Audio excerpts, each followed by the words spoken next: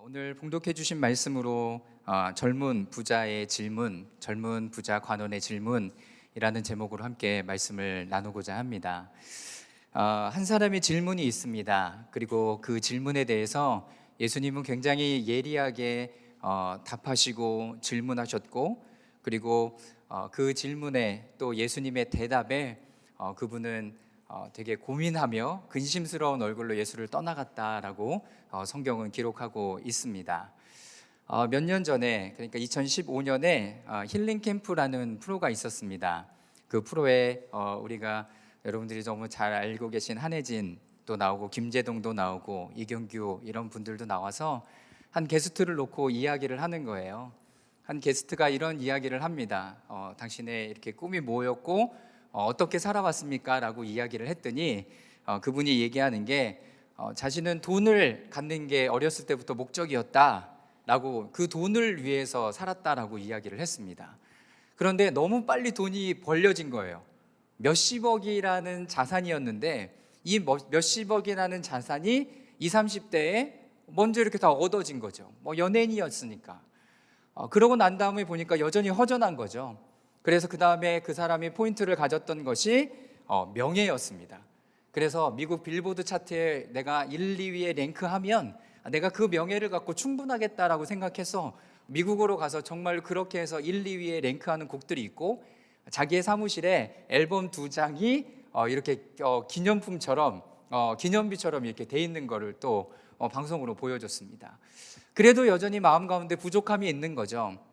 그래서 여러 사람들에게 물어봤습니다.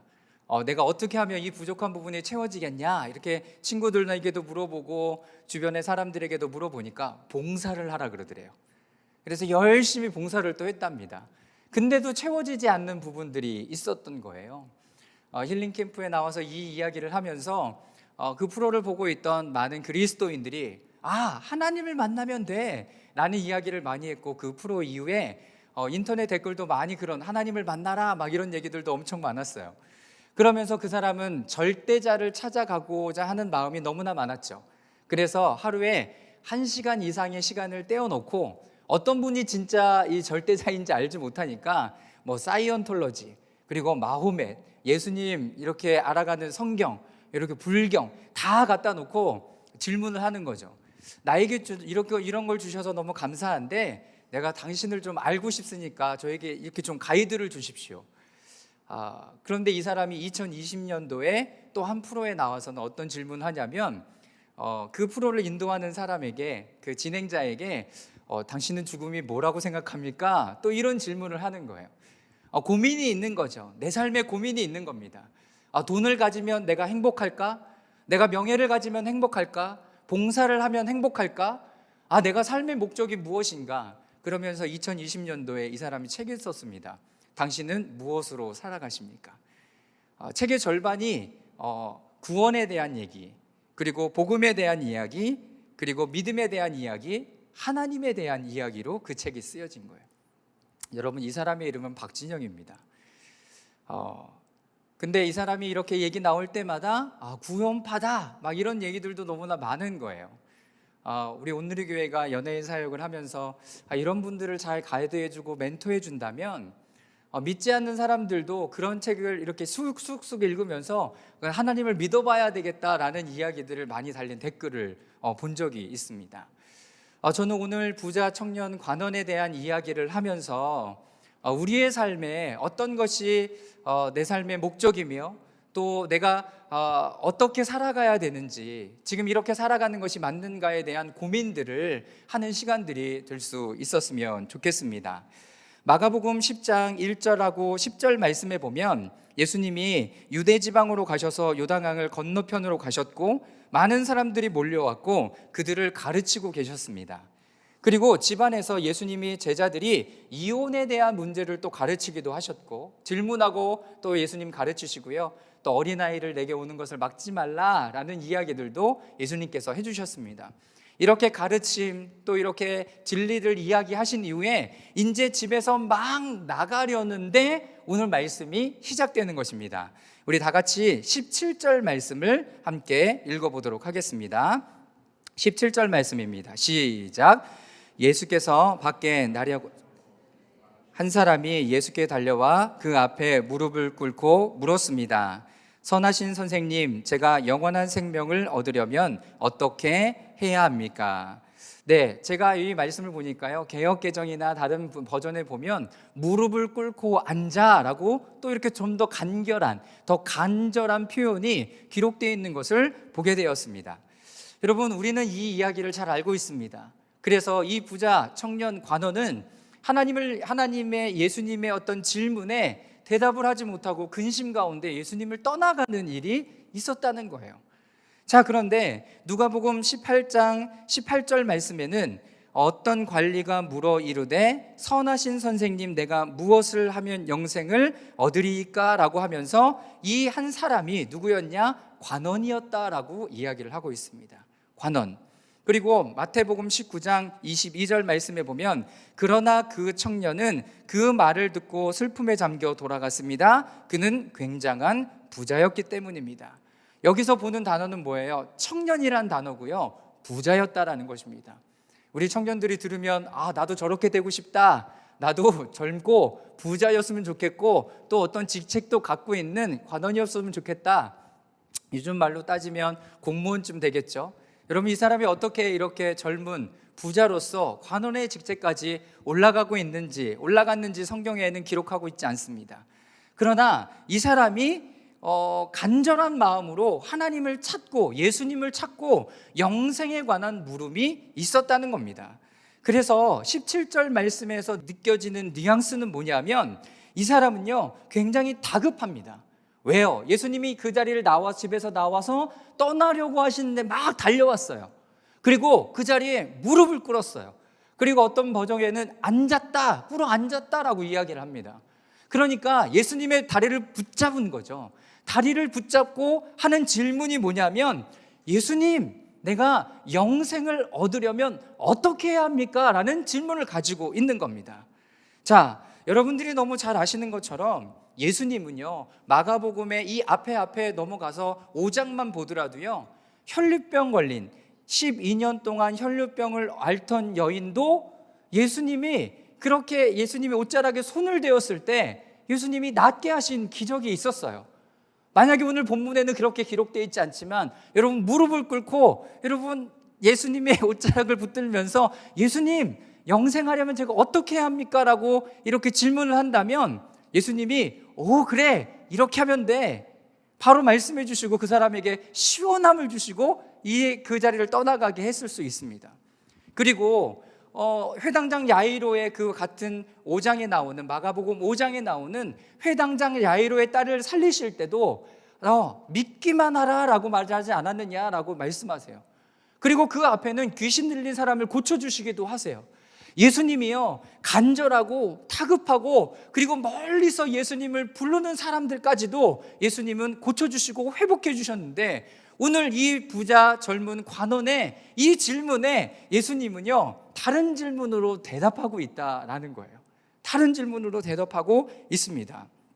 자, 니고데모나, 이런 비슷한 질문을 했던 니고데모나 젊은 부자 관원을 어떤 것 때문에 이렇게 마음에 근심을 하고 고민하게 했을까요? 자, 이제 그럼 이 사람의 질문을 보겠습니다. 다시 한번 17절 말씀을 보면 후반절에 이렇게 기록합니다. 제가 영생을 얻으려면 어떻게 해야 합니까? 이 사람의 간절한 질문, 간절한 소원, 그리고 너무나 알고 싶고 부자임에도 불구하고 높은 지위를 가지고 있음에도 불구하고 젊음에도 불구하고 이 영생에 대한 갈급함은 여러분, 우리 모두에게 가지고 있는 거죠. 여러분, 저에게도 가지고 있고 여러분 모두에게도 가지고 있는 거죠. 자, 여러분, 이 질문을 여러분들이 받으셨다면 어떻게 대답하시겠습니까? 저는 그런 적이 있었어요. 여러분, 몇 년 전에 여기서 새벽 예배가 끝나고 이렇게 나가는데 그 청년이 밖으로 이렇게 밖에 뒷문으로 이렇게 들어와서 저기 앉았어요. 제가 설교가 끝나고 이렇게 막 계단을 향해서 올라가는데 그 청년이 따라오는 거예요. 제가 무서웠어요. 저를 어떻게 할까 봐. 근데 뒤에서 목사님 하고 부르면서 그 청년이 저를 불렀어요.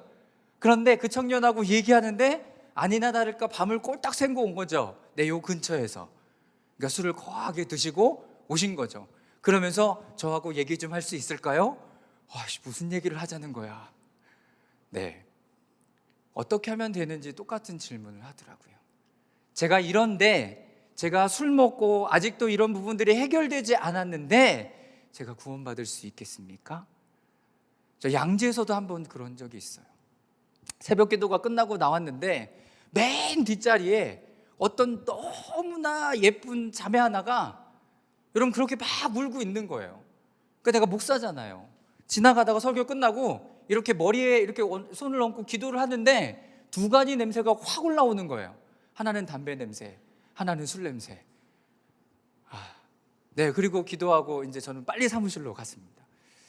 여러분, 이런 질문을 여러분들이 받으신다면, 여러분들이 오늘 끝나고 나갔는데 저기요 부르면서, 모르니까, 직책은 모르니까, 저기요 교회에서 나오는 걸 제가 봤는데 제가 이런데 저를 위해서 기도해 주실 수 있겠습니까? 라고 여러분 물으시면 여러분 어떻게 대답해 주시겠습니까?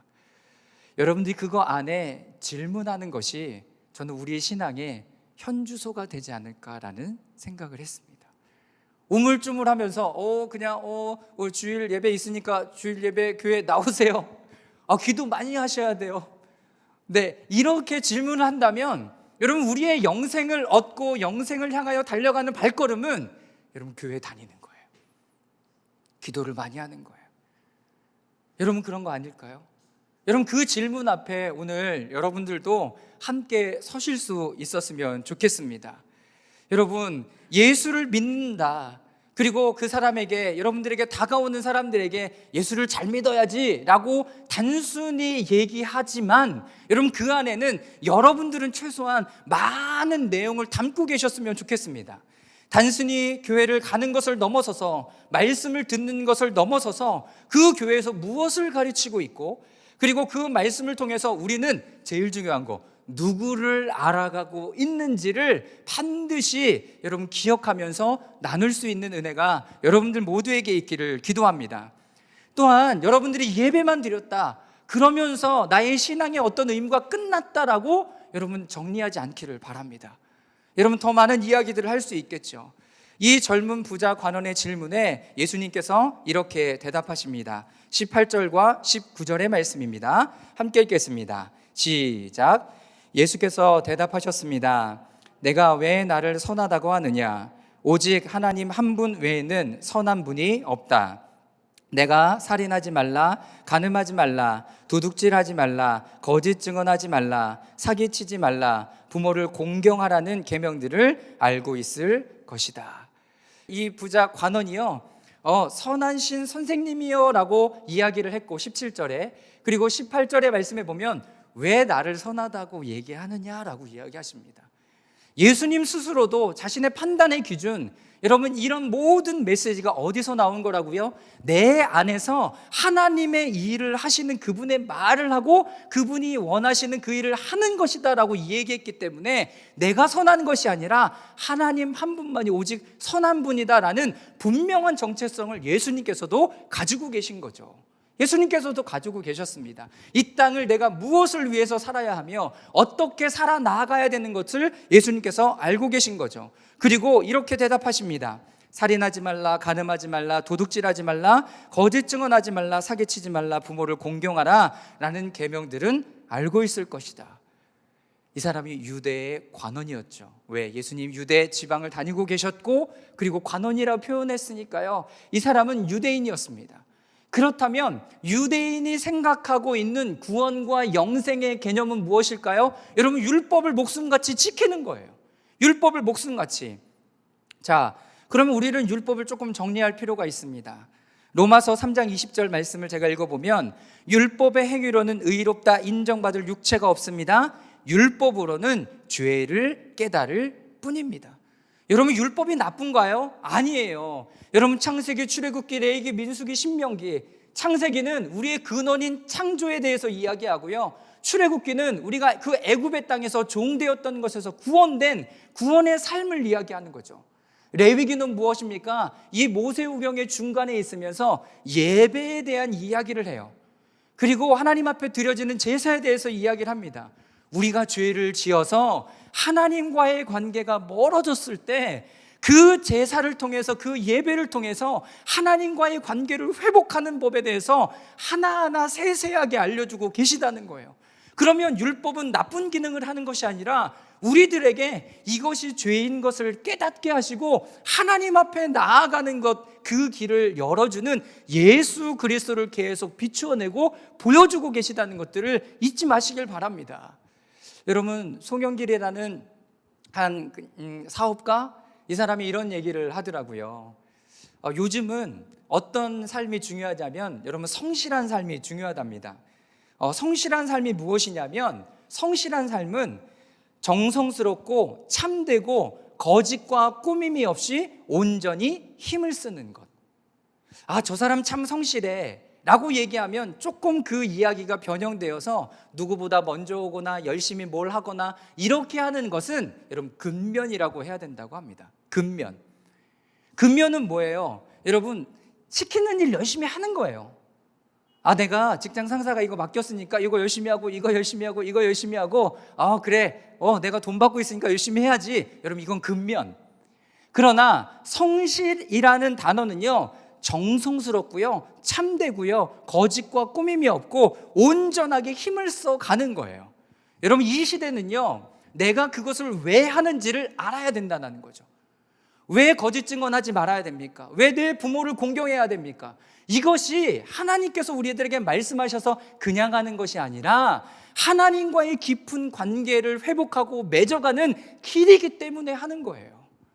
여러분들이 예배 드리는 이유, 이렇게 교회를 못 나옴에도 불구하고 유튜브를 열어서 예배하는 이유는 종교 행위의 한 줄을 지나가기 위함이 아니라 내가 이 시간을 통하여 하나님의 말씀을 듣고 그 갈급함 가운데 하나님 나에게 말씀하시는 그 하나님으로 성령의 충만함을 받기 위한 것, 그리고 하나님 나를 구원해 주신 그 하나님께 감사함으로 예배하는 것, 여러분, 이것이 예배의 진정한 목적과 이유와 여러분 내용이 되어야 하는 거죠.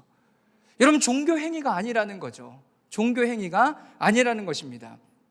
그래서 이제는 우리 가운데 성령의 능력으로 내 삶에 예수 그리스도를 온전하게 모셔드리고 주님과 함께 그 길을 걸어가는 것이 여러분, 우리가 율법이 우리에게 주는 큰 은혜다라고 말할 수 있습니다. 여러분, 이 사람은 이렇게 이야기합니다. 20절, 그가 말했습니다. 선생님, 저는 어릴 때부터 이것들을 모두 어김없이 지켜왔습니다. 굉장히 율법을 잘 지키는 사람이었던 거죠. 시키는 대로, 원하는 대로, 그리고 가르치는 대로 너무나 잘했던 사람이었던 것입니다.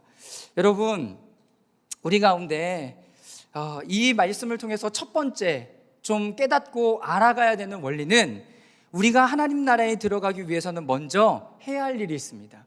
또 뭘 해야 된다고요? 네, 그게 아니라 우리의 개념과 사고를 버리는 거예요. 이전에 생각하고 있던 율법, 이전에 생각하고 있던 구원의 어떤 생각을 이제 좀 버릴 필요가 있다는 거죠. 그리고 예수 그리스도께서 우리에게 주시는 그 하나님의 말씀으로 다시 새롭게 나아가야 될 필요가 있다라는 것입니다. 율법을 다 지킴에도 불구하고 이 사람의 목마름은 어디서 온 걸까요, 도대체? 율법을 지켰어요. 그리고 이렇게 하라는 것들을 내가 어려서부터 하고 있었는데 여전히 목마르고 있는 거죠. 혹시 우리 가운데서 이렇게 목마름이 있으신 분들 계십니까? 오늘 하나님께서 여러분들에게 분명하게 말씀하시고 또 찾아가 주시고, 그래서 그것 가운데 믿음으로 반응함으로 말미암아 그 목마름이 온전히 해결되는 은혜가 있기를 기도합니다. 이 부자 청년처럼 예수님 앞에 달려가서 내가 어떻게 하면 되겠습니까? 라고 반드시 물으십시오. 그리고 예수님의, 그리고 목사님들의, 그리고 예수님의 이 말씀들을 통하여서 이거구나 라는 부분들을 반드시 여러분 캐치하시고요. 그리고 그것 가운데 그 믿음의 삶을 나가시길 바랍니다. 자, 그러면 성경을 통하여서 우리에게 주시는, 말씀하시는 영생, 하나님 나라에 들어가는 것은 제가 4가지로 간단하게만 말씀드리겠습니다. 첫 번째, 영생은 그리스도를 아는 것입니다. 여러분, 그리스도를 아는 것이에요. 율법을 지키는 것이 아니라 그 원래 근원이신 예수 그리스도를 아는 거예요. 자, 요한복음 17장 3절 말씀입니다. 함께 읽겠습니다. 시작. 영생은 오직 한 분이신 참 하나님 아버지와 아버지께서 보내신 예수 그리스도를 아는 것입니다. 여러분, 예수 그리스도를 안다라는 그 표현 안에 많은 부분들을 가지고 있죠. 그냥 요거 한 줄로만 해결되지가 않습니다. 그래서 성경 공부를 통해서 예수 그리스도의 성품과 마음과 이런 부분들을 잘 이렇게 배워갈 필요가 있는 거죠. 자, 두 번째, 아들을 믿는 사람에게는 영생이 있습니다. 요한복음 3장 36절 말씀, 그 다음에 6장 47절까지 말씀인데요, 함께 읽겠습니다. 시작. 아들을 믿는 사람에게는 영생이 있다. 그러나 아들에게 순종하지 않는 사람은 생명을 보지 못하고 도리어 하나님의 진노를 받게 된다. 진실로 진실로 너희에게 이르노니 믿는 자는 영생을 가졌다. 네, 예수 그리스도를 안다면 여러분, 예수 그리스도를 믿는 것까지 가는 거죠. 아까 서두에 이야기 드렸던 이 박진영이라는 사람이요, 2015년도에 그런 고민을 하고 그의 책에 20년도에 나왔던 책에 보니까 2017년 딱 타이틀을 탁 걸고요, 이제 믿어지다 이렇게 썼더라고요. 이 사람이 참 잘 예수님 잘 믿었으면 좋겠습니다. 그래서 많은 사람들이 하나님 앞에 정말로 온전하게 돌아오는 일들이 있었으면 좋겠습니다. 한 사람의 영향력이 크기 때문에 그런 거죠. 자, 아들을 믿는 사람, 이것이 믿어지는 거죠. 그 사람에게 영생이 있다라는 거예요. 그러면 내가 지금 예수 그리스도를 알고 그리고 예수 그리스도를 믿고 있으니 지금 우리의 삶은 뭐예요? 여러분, 영생의 삶을 살아가고 있는 거죠. 할렐루야. 여러분, 그 삶을 우리 유혜령 목사님이 얘기하셨던 것처럼 누리시는 은혜가 있기를 기도합니다. 여러분, 계속 무엇을 해야 되는 삶이 아니라 여러분, 이제 그것을 깨닫고 알았으면 누리는 삶. 자, 세 번째는 거듭나야 하나님 나라에 들어갈 수 있다라고 이야기하십니다.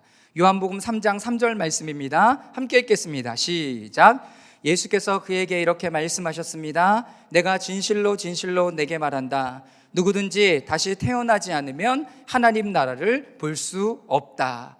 네, 여기서 다시 태어나다라는 말은 여러분, 위에서부터 내려오다, 위에서부터 시작되다라는 의미를 가지고 있어요. 여러분, 이 젊은 부자 관원이 물었던 건 뭐예요? 내가 무엇을 하면, 어떻게 하면 영생을 얻겠습니까? 여러분, 이 사람은요, 자신이 할 수 없는 것에 대한 질문을 하고 있는 거죠. 하나님이 해주셔야 되는 거죠.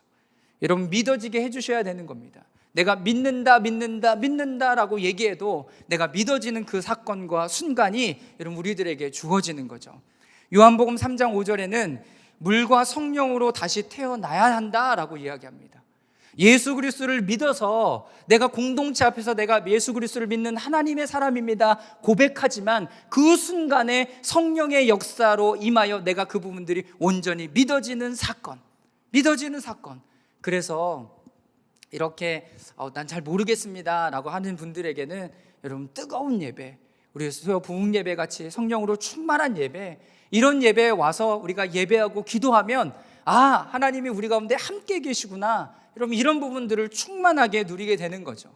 그것이 본당뿐만 아니라 각 가정의 예배에서도 그 뜨거움이 느껴지신다라고 우리 성도님들 말씀하시더라고요. 여러분, 그것이 맞는 거죠. 여러분, 그것이 거듭난 삶인 거예요.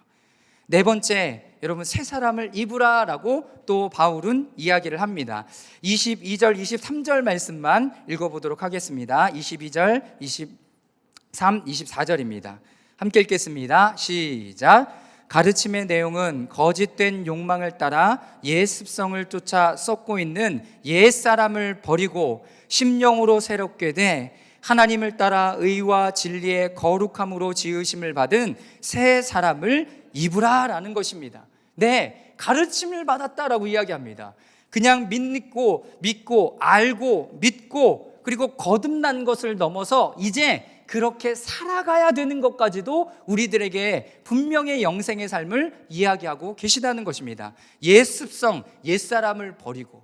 그래서 말씀드렸잖아요. 첫 번째 원리, 예전에 가졌던 그런 습관과 이 부분들을 버리고 하나님께서 새롭게 우리에게 말씀하시는 것 가운데 나아가야 된다라고 얘기합니다.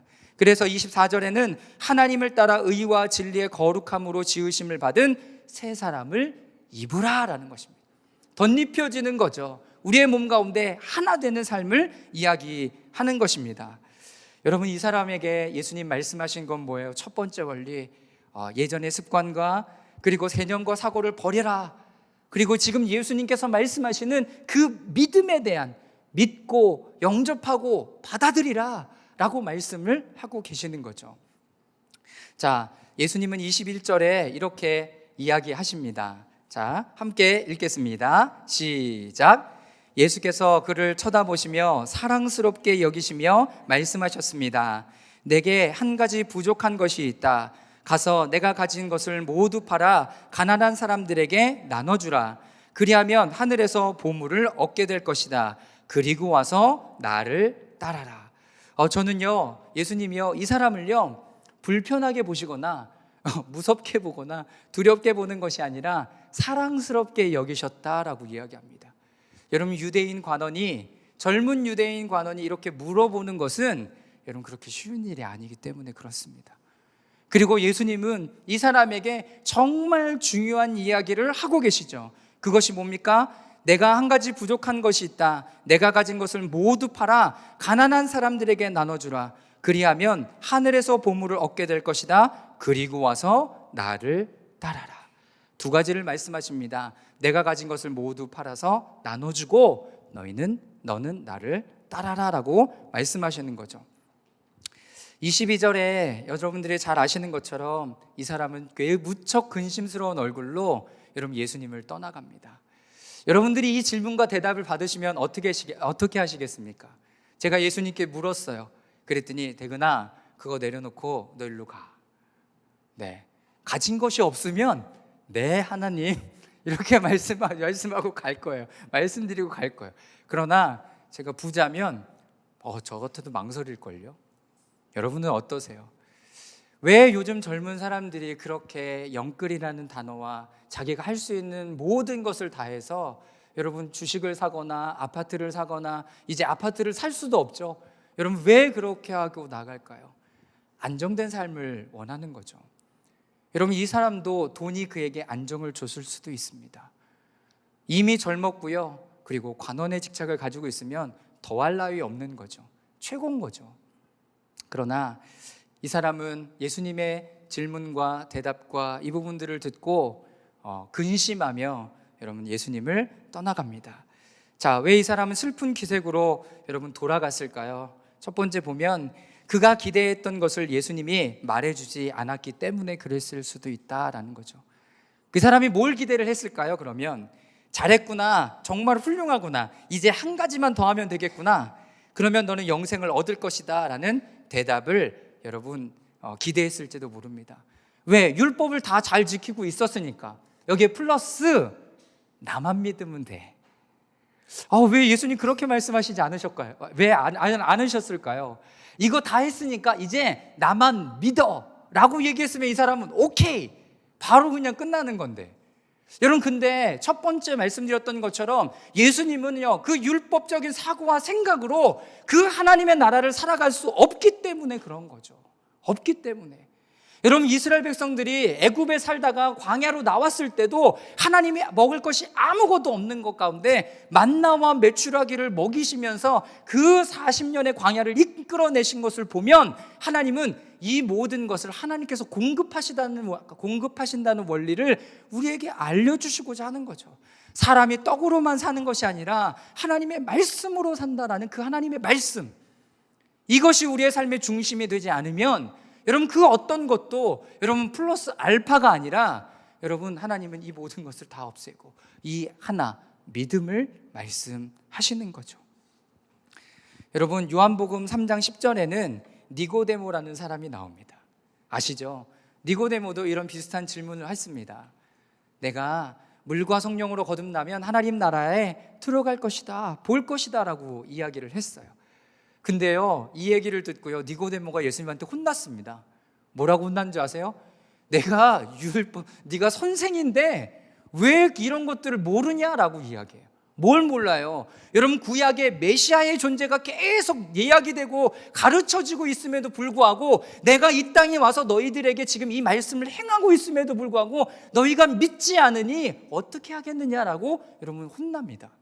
그러면서 우리가 성경을 한두 절로 줄이면 나오는 요한복음 3장 16절과 17절 말씀을 하시죠. 하나님이 세상을 이처럼 사랑하사 독생자를 주셨으니 이는 저를 믿는 자마다 멸망치 않고 영생을 얻게 하시며, 영생과 그 다음에 이 세상을 심판하려 하시는 것이 아니라 구원하시기 위해서 오셨다라는 말씀을 분명하게 하고 계시는 거죠. 니고데모에게 예수님이 이 말씀을 주셨지만 우리들에게도 지금 이 말씀을 주시는 거죠. 예수 그리스도의 생명. 그리고 우리를 심판하시려는 것이 아니라 구원하시는 그 예수 그리스도.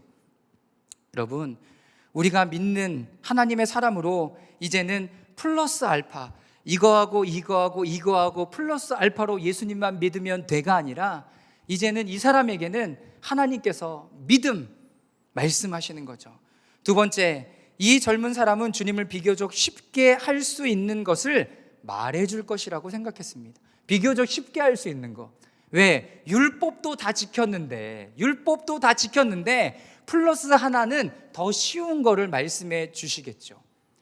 여러분, 그런데 예수님이 뭘 말씀하시냐면 내가 가진 것을 모두 팔아 라고 이야기를 하십니다. 그러니 이 사람에게는 뭐가 그를 이끌어가는 정체성이었냐면 여러분, 돈이 정체성이었던 거예요. 돈이. 여러분, 이것은 돈만 이야기하는 것이 아닙니다. 돈만 이야기를 하는 것이 아니라 계속 하나님께서 우리들에게 우리가 생각하고 있는 돈으로 이야기되고 있는 권세나, 그리고 말의 권세, 그리고 지적 교만이나 생각, 여러분 이런 것들도 다 이야기를 하고 있는 거죠. 여러분, 요즘에 나오는 몇몇 교회를 보면 어떤 사상이나 생각으로 우리가 이 세대를 이겨낼 수 있다라는 메시지를 엄청 하는 교회들이 생겨나고 있어요. 사상으로 우리가 뭘 할 수 있다라고 얘기하는 거죠. No. 여러분, 예수 그리스도의 말씀으로 가능한 일입니다. 할렐루야. 여러분, 그럴듯해요. 왜? 여러분, 너무나 말을 잘하니까. 그런 분들은 말씀을 따라가는 사람이 아니라 자신의 논리와 자신의 생각과 이런 것들을 따라가는 사람들인 거죠. 하나님은, 오늘 예수님은 그걸로 대표되는 것에 대해서 모두 이야기를 하는 거죠. 예수님을 따라가는 삶이 아니라 내 어떤 것을 따라가는 삶. 근데 오늘 예수님께서는 이 젊은 부자 관원에게 그의 정중앙을 탁 찔러서 말씀하신 거죠. 네가 가진 모든 것을 팔아 나눠주고 너희는 나를 쫓으라.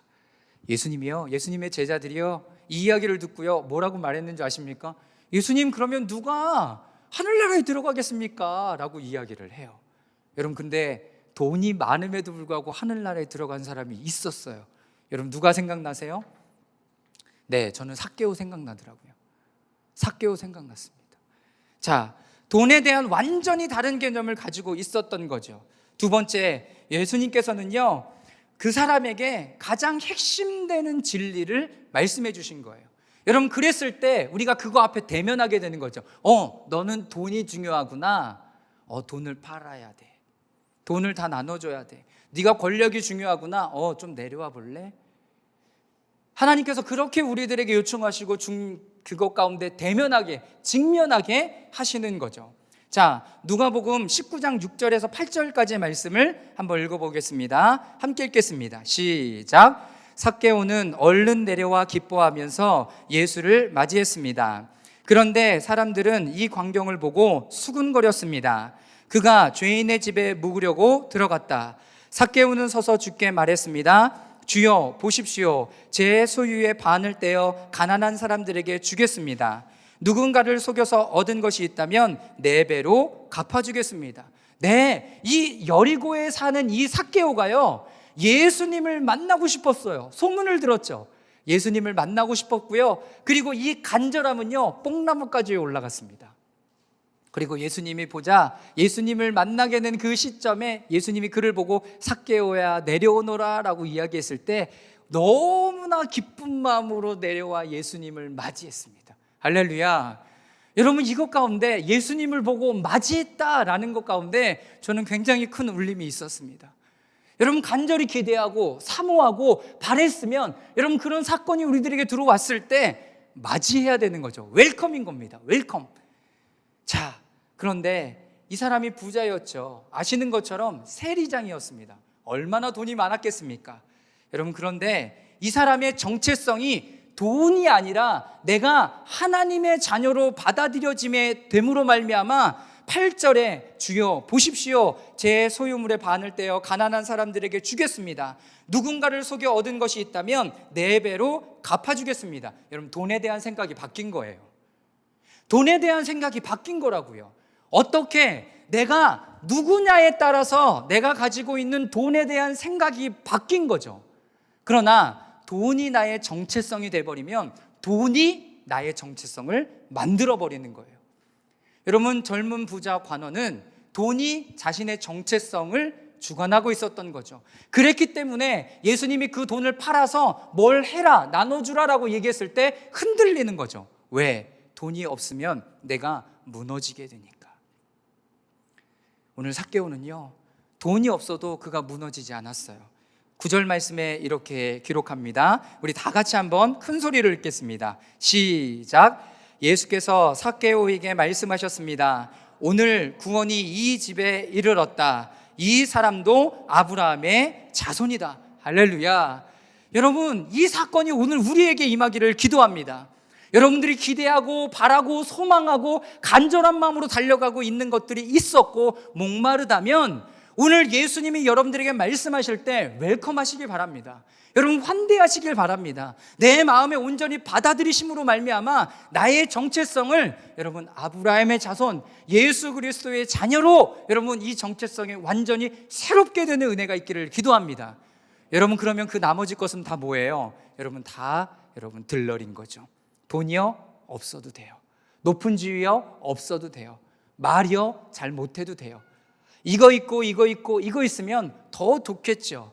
그러나 플러스 알파가 아니라 여러분 한 가지가 취한다면, 한 가지만 취한다면 오늘 이 삭개오가 취했던 것처럼 예수 그리스도를 웰컴하고 받아들이는 사건이 여러분 모두에게 있기를 주님의 이름으로 축원합니다. 여러분, 그랬을 때 우리의 삶이 여러분 당당할 수 있는 거죠. 바울이 얘기하잖아요. 나는 가난한데도 처할 수 있고 너는 부한데도 처할 수 있다. 일체의 자족의 비밀을 배웠기 때문이다. 예수 그리스도 안에서 자족한 삶을 사도 바울이 살아갈 수 있었습니다. 세 번째, 마지막입니다. 이 사람이 그냥 가버린 이유는 하나님 나라가 밖에 다른 것에 있는 것이 아니라 자신의 삶의 길 안에 있다라고 예수님 말씀하셨습니다. 뭐예요? 나를 따라라 라는 말씀을 하신 거죠. 하나님이요, 그냥 우리의 삶의 일부만 원하시는 게 아니라 전부를 원하신다는 거예요. 우리의 삶의 전부. 데이비 플랫이 여러분 꽤 오래전에 레디컬이라는 책을 썼습니다. 한국에서도 굉장히 센세이션을 일으켰죠. 레디컬한 삶. 여러분, 두 번째 챕터에 하나님께서는 당신의 전부를 원하신다라는 챕터가 있어요. 제가 기억하는 거는 그 챕터를 볼 때 신앙을 이렇게 여정을 오면서 아니더라고요. 하나님이요, 내가 할 수 있는 최선과 요 정도만 드리면 하나님 기뻐하시더라고요. 그런데 목회자의 길을 걷고 또 하나님의 말씀을 보고 그 길을 계속 걸어갈수록 하나님이요, 저에게 요구하시는 것은 저의 삶의 여러분 전부더라고요. 전부. 그것을 다른 사람들에게 나눠주고 너는 나를 따르는 삶을 살아라 라고 예수님께서 우리들에게 말씀하신다는 거예요. 여러분 어떠세요?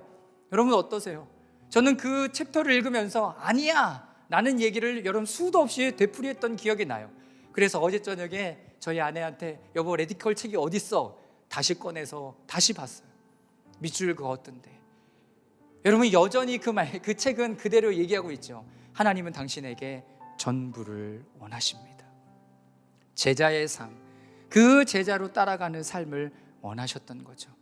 다시 말해서 이거하고 하는 플러스 알파의 삶이 아니라 우리의 삶의 전부를 하나님 앞에 드려 온전히 제자의 삶으로 드려지는 것. 데살로니가 5장 16절 18절 말씀이 이렇게 써 있습니다. 항상 기뻐하십시오. 쉬지 말고 기도하십시오. 모든 일에 감사하십시오. 이는 그리스도 예수 안에서 여러분을 향한 하나님의 뜻입니다. 여러분 어떻게 우리가 계속 기도할 수 있겠습니까? 다 관두고 기도만 하라는 얘기가 아닌 것 이제는 알고 계시잖아요. 매 순간 주님과 동행하면서 기도하고 하나님과 이야기하고 그것 가운데 말씀하신 것 가운데 순종하는 삶, 그리고 모든 일에 감사하십시오. 내가 어려울 때도 하나님 앞에 감사의 고백을 드리며 하나님께서 나에게 말씀하신 것 가운데 감사의 고백을 끊임없이 드리며 나아가는 삶이 하나님께서 우리들에게 말씀하시는 이 제자의 삶이라는 거죠. 사랑하는 여러분, 이 젊은 부자 관원은 슬픈 기색을 띠고 예수님을 떠나갑니다. 내가 할 수 없는 것을 오늘 예수님께서 나에게 말씀하시더라도 여러분 예수님 곁에 붙어 계시길 바랍니다. 예수님 떠나가지 마시고요, 예수님 곁에 끝까지 붙어 있어서 처음에 17절에 나와 있는 것처럼 갈급한 마음으로 달려나왔던 예수님께 여러분 무릎을 꿇고 바지가랑이를 붙들고, 예수님 제가 어떻게 하면 영생을 얻겠습니까? 지금은 내가 다 감당할 수 없지만 여러분 그 예수님 곁에 붙어 있는 은혜가 여러분들에게 있기를 주님의 이름으로 축원합니다.